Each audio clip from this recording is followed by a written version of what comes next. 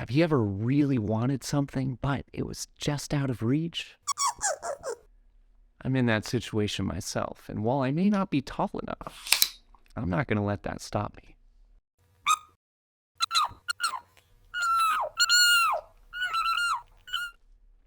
me. Delicious. Recently, humanity faced a very similar problem. We wanted to touch the sun, and it required some unique solutions. This is the story of how a solar probe named Parker helped us achieve the impossible. All of life revolves around the sun. From moths to scientists, and even moth scientists. Without the sun, organisms wouldn't be able to receive energy to live. It's only natural to want to touch it.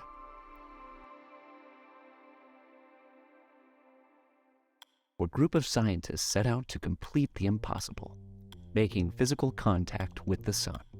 After many test trials, they determined the best way to do this would be to send a solar probe around the sun, just barely touching its atmosphere.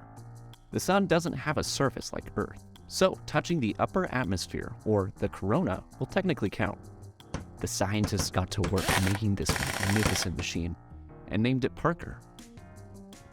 Because the journey would be very dangerous, the scientists gave Parker a few tools to use along the way. The first tool is a shield to defend against the sun's powerful heat and solar wind. The second tool is a map.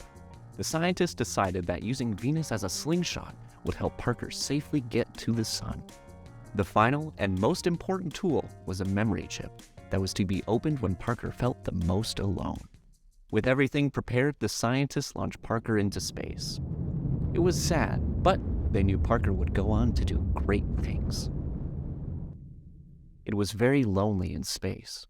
After a few weeks of drifting in a sea of darkness, sadness started setting in. It was time to open the memory chip. In it was over 1 million names. It was everyone who was cheering on Parker from Earth.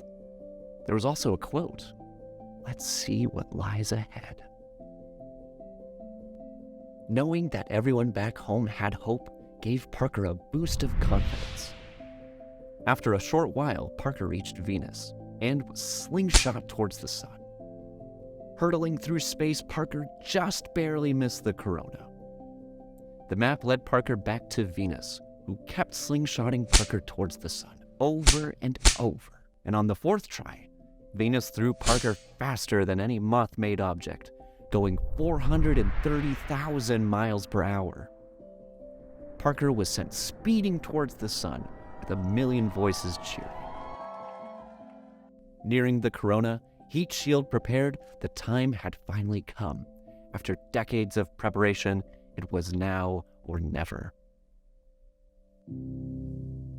Parker had done the impossible. So what can we learn from Parker's story? When times are hard or when challenges seem impossible, it's important to remember those that want you to succeed, because with the right support, anything is possible.